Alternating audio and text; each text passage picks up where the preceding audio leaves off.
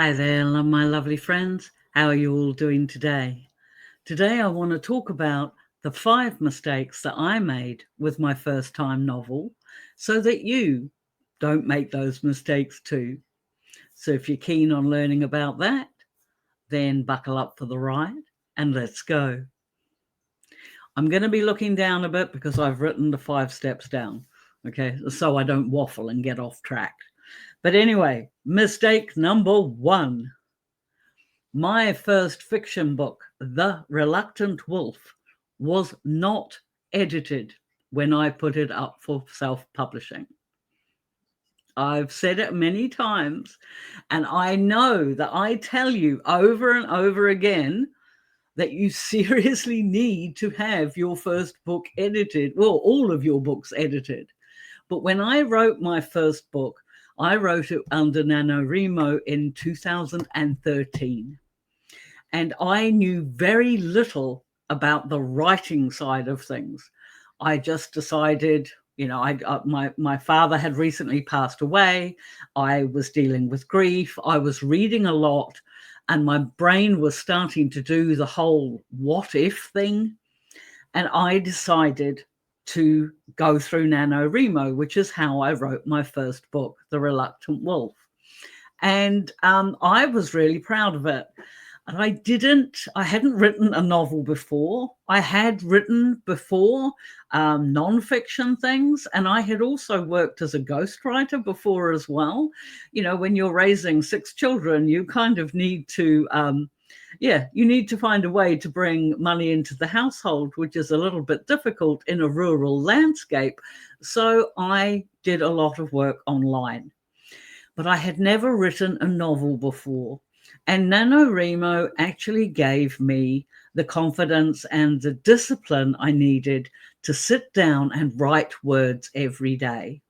Now, I know that NaNoWriMo has since disgraced itself and is now, from what I notice, I don't think it's operational anymore for understandable reasons.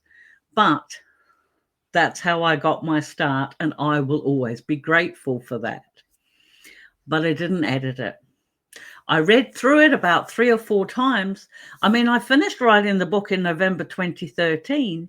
However, I didn't publish it until till February 2014. So I did give it a lot of work and I did give it a lot of thought, but I never gave it. I basically put it up. I didn't know how to get an editor. I didn't know any of that stuff. My reasoning at that point was shit or bust. I've written it. It's sitting there on my hard drive. Let's slap a cover on it and put it up. And that's what I did.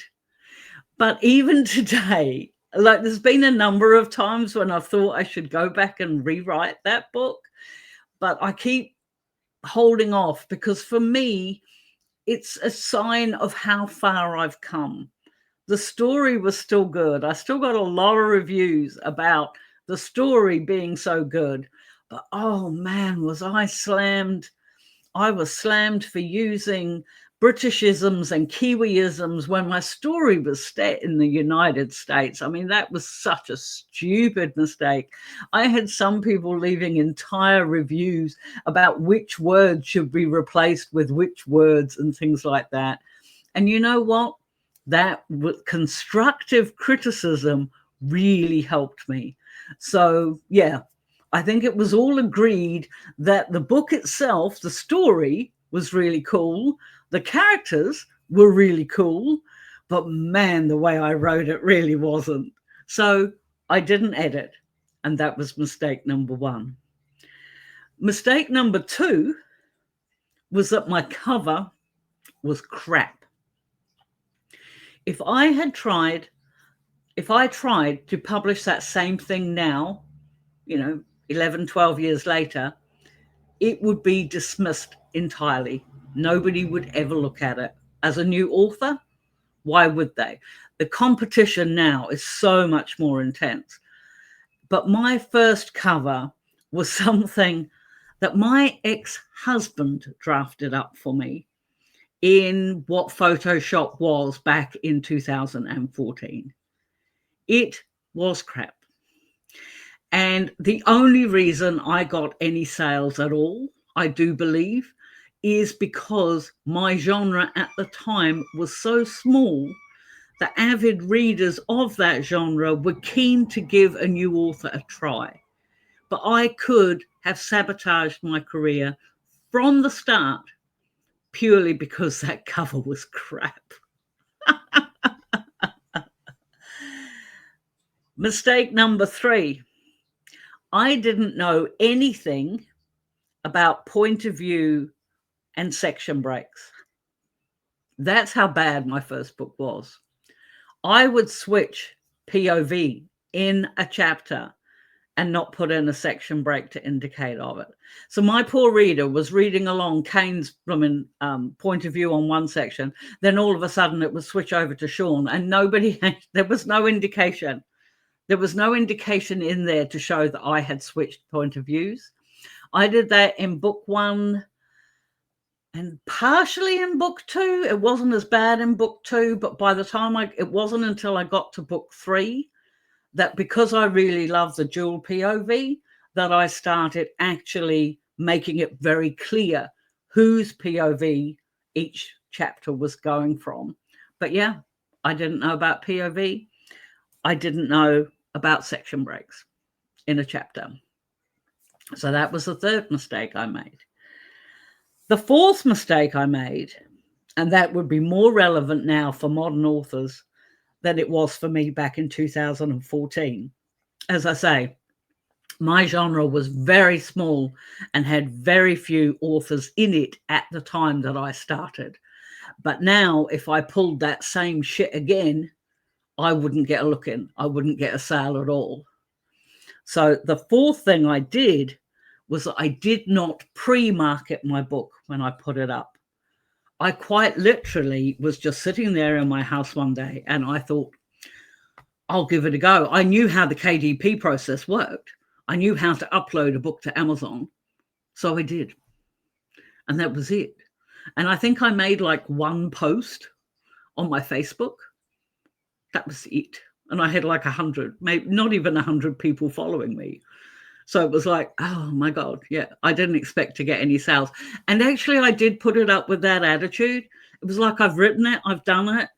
Book 2's already finished, because by February, book 2 was already finished and I was already writing book 3. So I thought, oh, well, I'll give it a try. And I put it up and I was really, really lucky. But nobody knew I was writing a book. Nobody knew I had written a book. So nobody knew it was coming. The only people who knew I'd been writing at all was my immediate family, and none of them have read my book. So it was like, yeah, that was a really silly thing to do. And I definitely would not do that if I was a new author now. If I was a new author now, I would be pre-marketing my book well in advance of it actually coming out. And in fact, I did a video on that about basic marketing and what have you. And if I remember, I'm doing this so I know where to put an end card in. I never know which side it comes up. But yeah, there is not an end card, a scene card. Anyway, yeah, there will be a link up there to a video I've done on marketing your book. And you start well before your book goes out. Okay. And finally, the fifth mistake I made was my social media was a mess. I didn't have a brand. I didn't have set up pages for being an author. I publish under my real name. I am Lisa Oliver. And I had just a regular Facebook profile. That was it. I think I was on Facebook, and then I was on Twitter as Wise Crone, and that was it. And I never post on Twitter. I never did then. I haven't done since. But I had nothing. And if I was going to do this again today, knowing what I know now, I would have a blog, a newsletter, a group, a professional author page on Facebook. I would have the same branding for all across all of my profiles. I mean, I am on Facebook, Instagram, Threads, Blue Sky. What else? Here. TikTok. Yeah, although a lot of those weren't around back in 2014. But if, whatever platforms you're on, I should have had cohesive avatar, cohesive cover thingies, image graphics, so that people, when looked at it, they would immediately recognize my brand. I should have had a blog. I should have had a newsletter. I should have been doing all of those things. And I didn't. And so after I put out about the third book and realized I was actually getting repeat readers, I really had to play catch up to provide a place for those readers to interact with me and to learn what was coming next. And I didn't do that. And you know what? I was really lucky. I was lucky that my first story was good enough that most people overlooked the grammar. I was lucky that at the time there was not a lot of competition. So my crappy cover was offset by a blurb that was remotely interesting. And at the time, I think all this business with algorithms and everything else in the social media, like, I didn't know about Facebook groups. I didn't know about any of that stuff when I started. And those are the mistakes I made, but I was really lucky. As I say, it was in a different time. And for you now, if you want to put your book out now, you need to be prepared. You need to lay the groundwork. You need for your covers and your editing to be done, because you have to stand out in a far bigger competition now in your genre than was the case 10 years ago. You need to be as professional as you can from day dot, instead of the rather bumbling lucky person that I was 10 years ago. So there we go, my friends. That was the 5 mistakes I made when I put my first novel out. But it is now coming up for, it's 11 and a half years that I've been doing this. And as I say, I have put out, I think it's around 130-ish odd books in 11 years. And I kind of think I know what I'm doing now, but I also know that I don't know it all. And I know that. And one of the most fascinating things about my author journey has been the fact that I continue to learn and I continue to grow. And between you and me, I think that helps keep me going. And for an older lady like myself, that is really important. But anyway, how did you get on? Have you put a book out? Did you make mistakes? What things are you worried about if you haven't put your book out? What sort of things are you worried about? What sort of things can I help with? Because, why not learn from my mistakes? Because that's the only reason I'm putting them out there. But I post long form content on Mondays and Thursdays. And a tickle of the like button would be really appreciated, as well as a comment, because that helps show YouTube that people are engaging with my content. And that is always appreciated. Thank you so much for that. I'm really trying to build a community here. So if you'd like to be a part of that, then don't be shy, because I answer every comment and I do my best to help every time. In the meantime, I will catch up with you.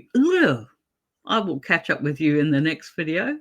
And please keep writing, because if I can do it, so can you. See you next time, my friends. Bye.